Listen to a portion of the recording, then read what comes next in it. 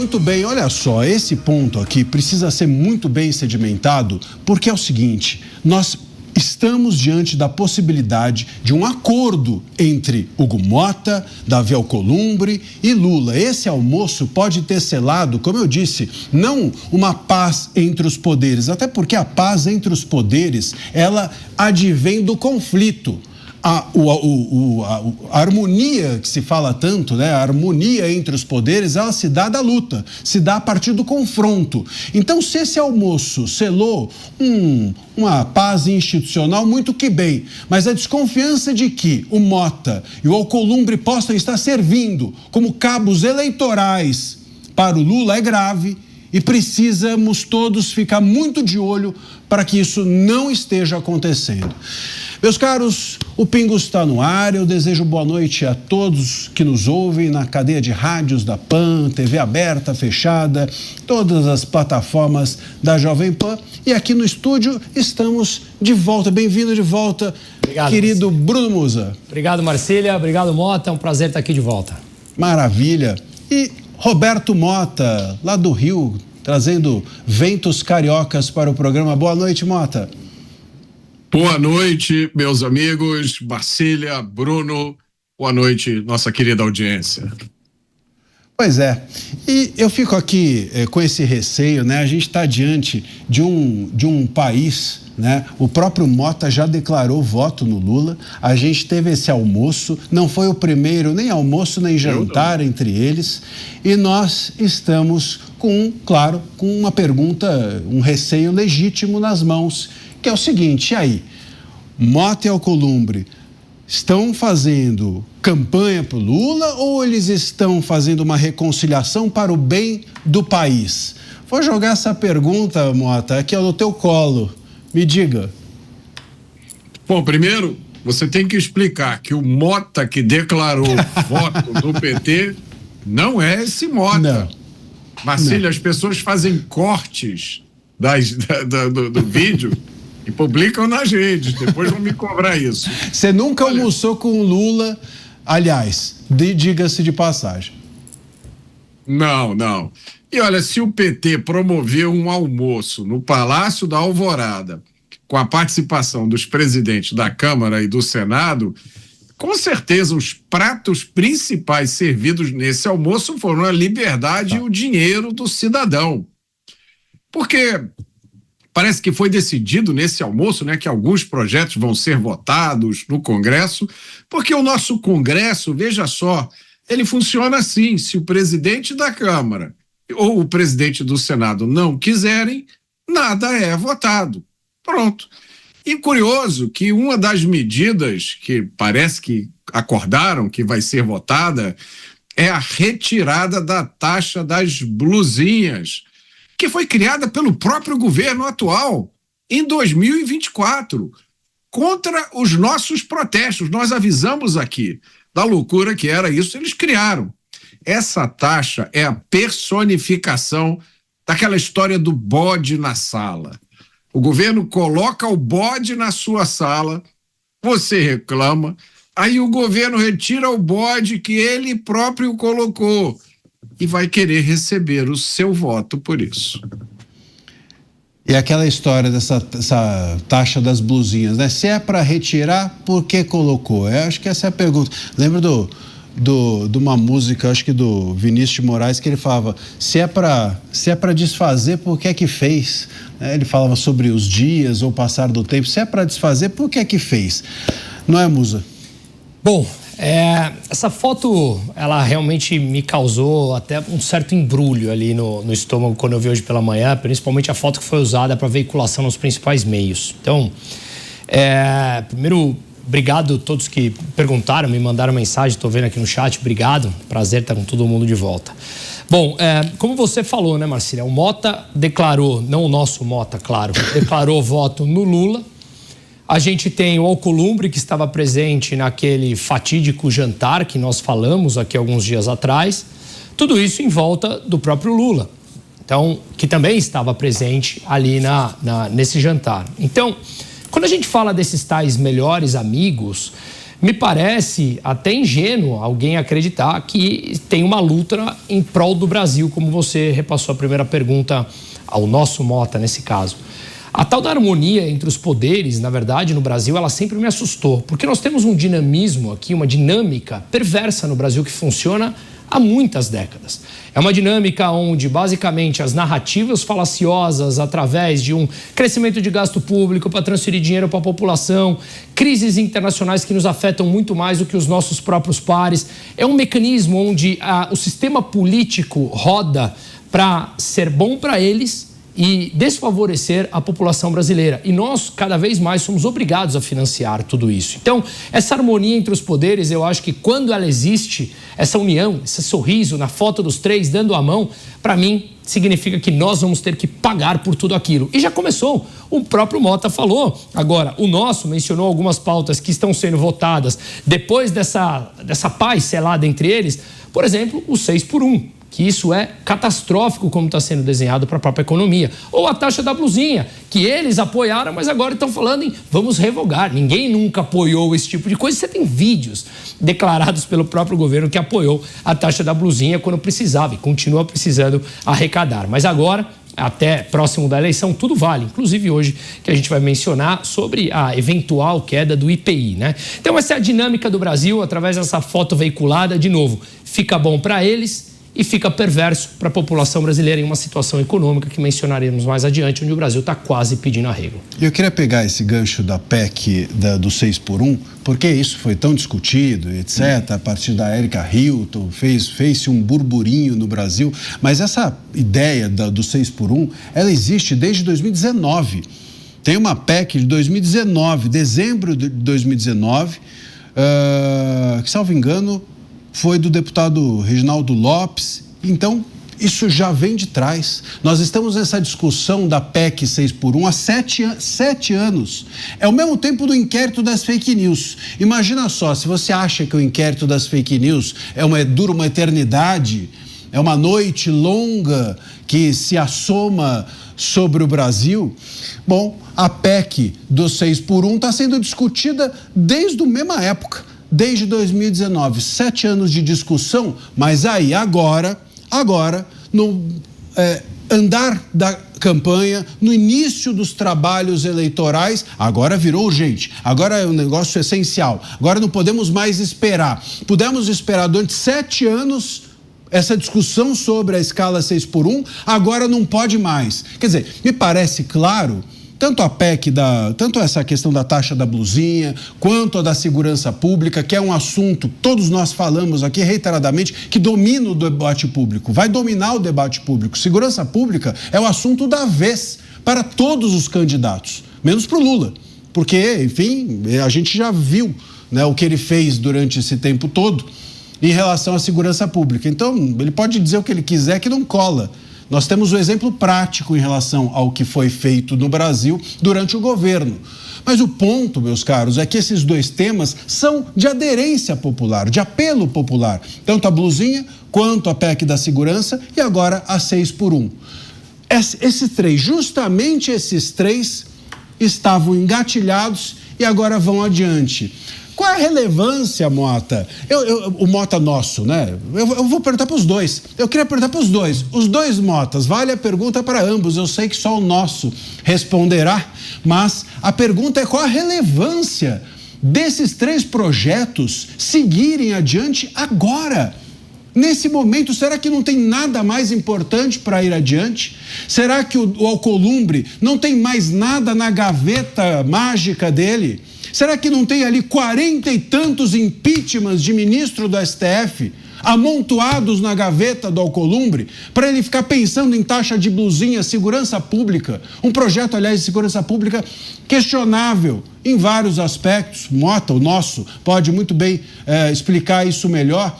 E essa história da 6x1, que a Erika Hilton encampou e confessou que encampou sem sequer ter feito estudo prévio de viabilidade do impacto que teria essa escala 6x1, quer dizer, um negócio totalmente no escuro.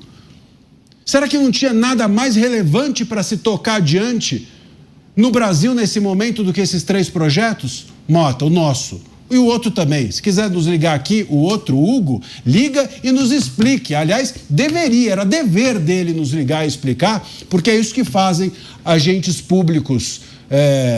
Deveriam fazer. Deveriam fazer os agentes públicos.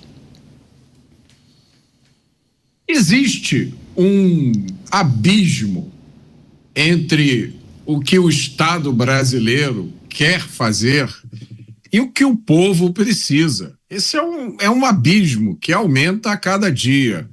Para as pessoas que estão no Estado brasileiro hoje, é irrelevante o que o povo quer ou o que o povo precisa.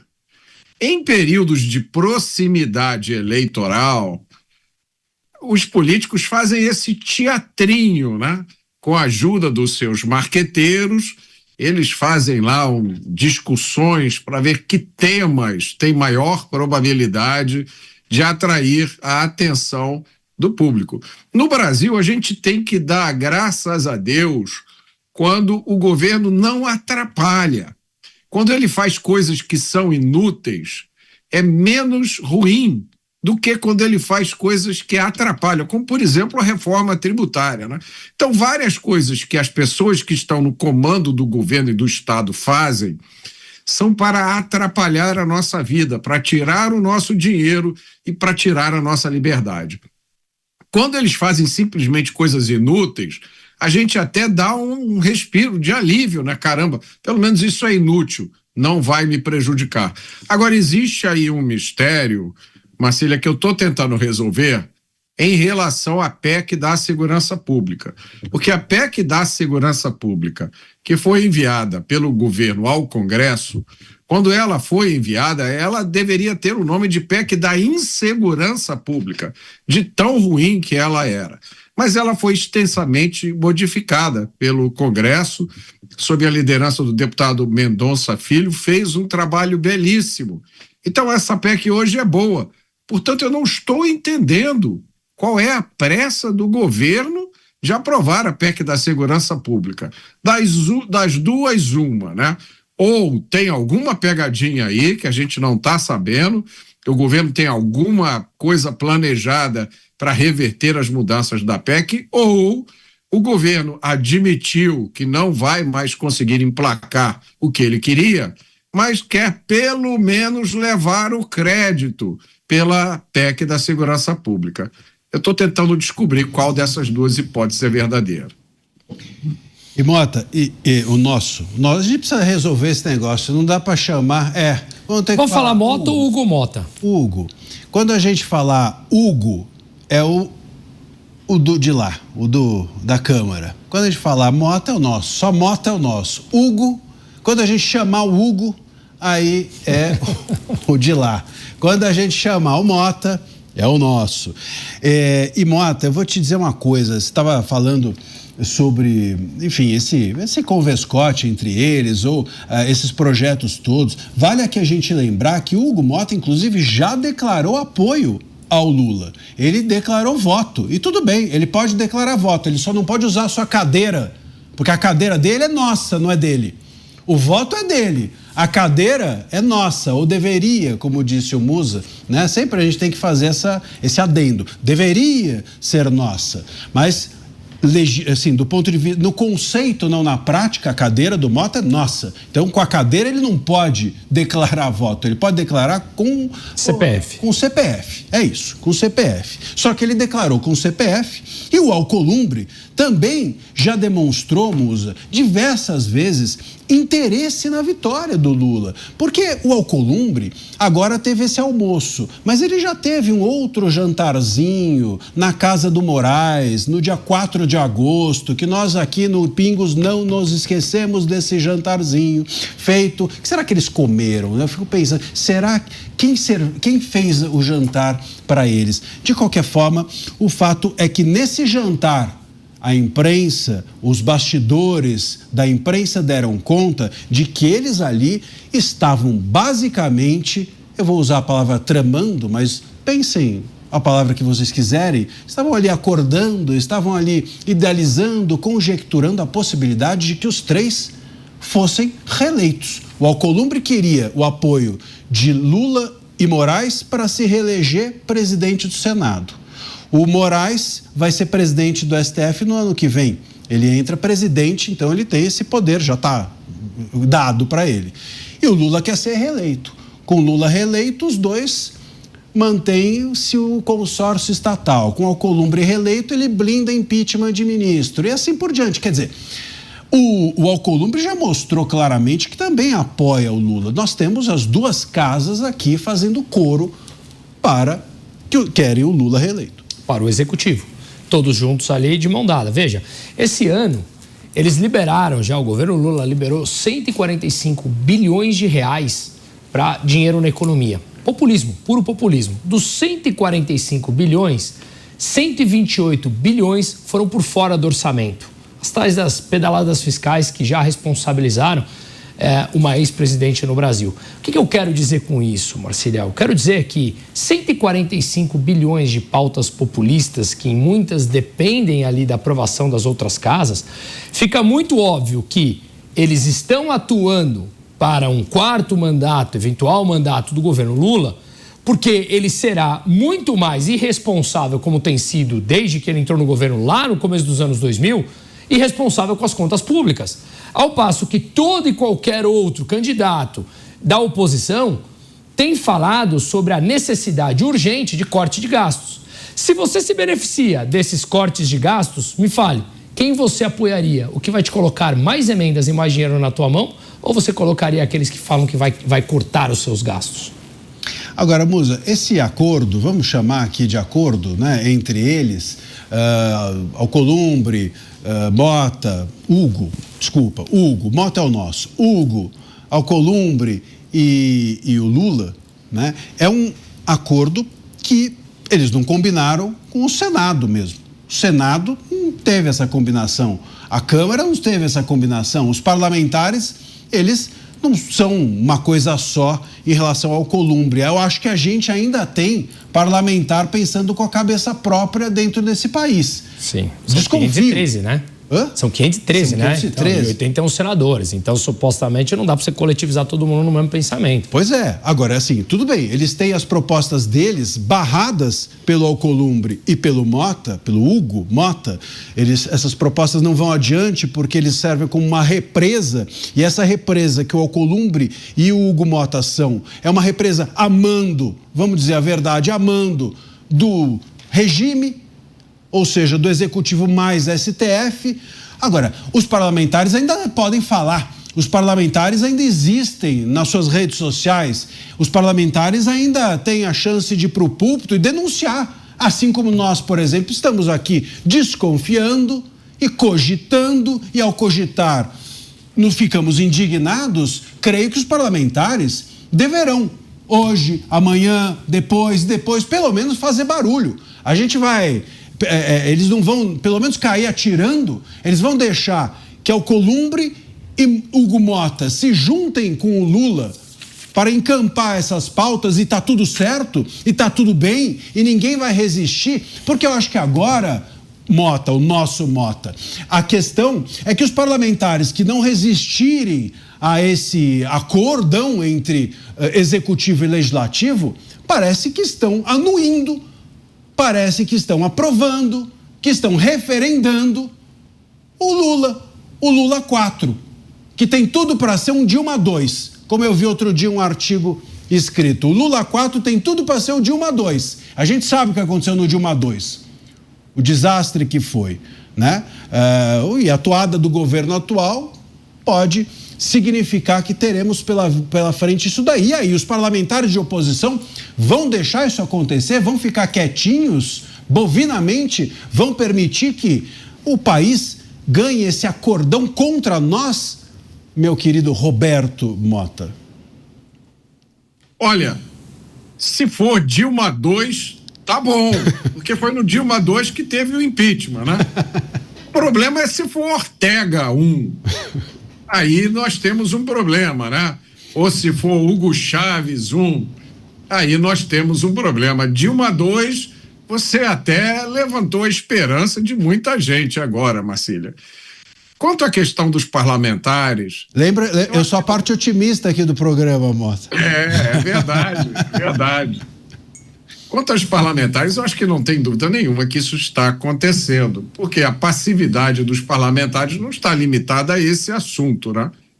Não custa lembrar que esse arranjo atual, pelo qual o presidente da Câmara e do Senado controlam as pautas das casas, esse arranjo não foi imposto por um marciano que veio aqui ao Brasil, né, e disse que ia ser assim a partir de agora. Isso foi definido e aceito pelo próprio Congresso Nacional. Então, a gente se pergunta como é que um parlamentar, como é que a maioria dos parlamentares aceita isso? Você faz campanha, batalha, consegue ser eleito, recebe um mandato de deputado federal, vai para o Congresso e descobre que você não pode fazer quase nada. Porque se o presidente da Câmara não quiser, o seu projeto não avança. Ponto. Não adianta ter o requisito necessário em termos de assinaturas para abrir um processo de impeachment. Se o presidente do Senado não quiser, não avança. Eu gostaria de saber como é que se pode aceitar isso como uma coisa normal. Eu sempre tive essa dúvida. Continuo com ela. Eu acho que isso de ver, muitos desses parlamentares estão, inclusive, buscando a reeleição. E aí eles não vão tocar nesse assunto. Então você tem aqui a possibilidade de um acordão que passa para frente pautas que não nos interessam, permanecem engavetadas as que nos interessam e está tudo certo? E a oposição não mostra a cara? Cadê a oposição? Cadê os parlamentares, pelo menos, para fazer barulho, para denunciar? Vamos para cima desse ou daquele. Eu sei que não dá em nada. Eu não sou aqui puritano, no sentido de não ingênuo, não é isso. Mas um barulho tem que ser feito, ainda que seja para mostrar que eles estão dispostos a fazer esse barulho no ano que vem, se reeleitos. Quando a gente falou dos 513 deputados, 81 senadores, que eles deveriam ter essa voz que você está mencionando, me veio essa ocasião justamente que o Mota falou, eu tinha anotado aqui para comentar. Você lembra que ele falou textualmente, o presidente do Senado, que se mesmo que os 80 senadores adicionais aprovassem, votassem pelo impeachment do Alexandre de Moraes, ele barraria, ou de qualquer outro ministro, ele barraria. Então, assim, qual é a representatividade de fato que cada um daqueles senadores tem? Se eles estão fazendo algo que a Constituição manda, que seria eles votarem no impeachment, e se mesmo os 80 aprovassem, ele barraria. Então, me parece muito claro que a união desses três, nessa foto, como eu falei, que foi veiculada hoje nos principais meios de comunicação, dos três sorrindo e apertando a mão, ela realmente é um poder muito maior do que aqueles que, tanto os 513 como os 81, conseguem exercer hoje em dia no Brasil. Juntos para sempre, né? Juntos para sempre. Eu vi algumas manchetes, juntos para sempre. Tem aquela música, né? Juntos para sempre. Juntos, de quem que é? Foi traduzida, né? Amigos para sempre. Amigos para sempre. O Júlio Iglesias. Do Júlio Iglesias. Júlio Iglesias. Então, talvez eles, inclusive, possam ter bailado junto nesse almoço. Não sei se rolou isso. O Mota começa a rir. E olha lá, ele já está começando a sorrir só de imaginar. Agora, quem dança mesmo somos nós. A verdade é que se eles bailaram lá, eu não sei, mas quem está dançando e dançando miudinho somos nós, porque a gente tá... A gente que paga a conta. Ferrado com isso. Ó, estão me cantando aqui de quem? Andrew, como que chama? Andrew Lloyd Webber. É o autor de musicais. Era com o Iglesias. Isso. Ou deve ter a tradução dele. Ele cantou, ele gravou. Isso. Né? O Mota tá falando, o nosso Mota tá falando que é autor de musicais, enfim. E tá aí, né? Tem um momento cultural também diante da tragédia, é importante. Eu ainda nesse assunto, queria só fazer novamente aqui um apelo para que os parlamentares da oposição venham ao público e se manifestem, venham ao público e digam o que pretendem fazer com esse converscote que se inaugurou a partir dessa reunião. Já deviam ter feito alguma coisa quando houve aquela reunião do dia 4 de agosto entre o Alcolumbre Moraes e o Lula e o Zanin. E o Zanin estava ali, não sei, estava de assessor do Moraes, talvez. Porque ninguém sabe que o Zanin foi fazer nesse jantar. Que vale lembrar, ele era o advogado pessoal do Lula, que foi o Lula que o indicou para ser ministro do STF. Pois é. E o que ele estava fazendo lá? Será que ele foi cozinhar? Porque ninguém sabe a função do Zanin nesse jantar. Às vezes ele é um bom garfo, foi lá fazer um risoto de fungo. O ponto, meus caros, é que nós estamos realmente preocupados com essa questão e o mundo político normalizou isso daí. Normalizou mais uma coisa que foi normalizada e a gente não pode aceitar. Eu gostaria muito mesmo de que esse assunto não morresse aqui. Aliás, esse assunto, ele já vinha, essa história dessas PECs seguirem adiante, não é de agora que começou. Elas já estavam sendo cantadas há muito tempo, a oposição se indignou contra ela e tal, sobretudo a PEC 6x1, muito se discutiu a respeito disso. Agora, eles selaram o caixão, né? Fecharam o caixão e mandaram para cremação a democracia se nós estivermos diante de um acordo. Isso não pode acontecer e a oposição tem que mostrar-se forte nessa hora. Porque se não se mostrar forte nessa hora, esses mesmos parlamentares que agora querem se reeleger farão o quê no ano que vem?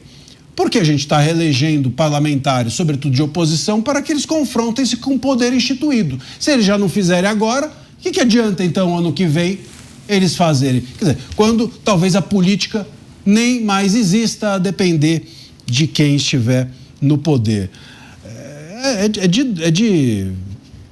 É difícil ser otimista com isso, muito difícil.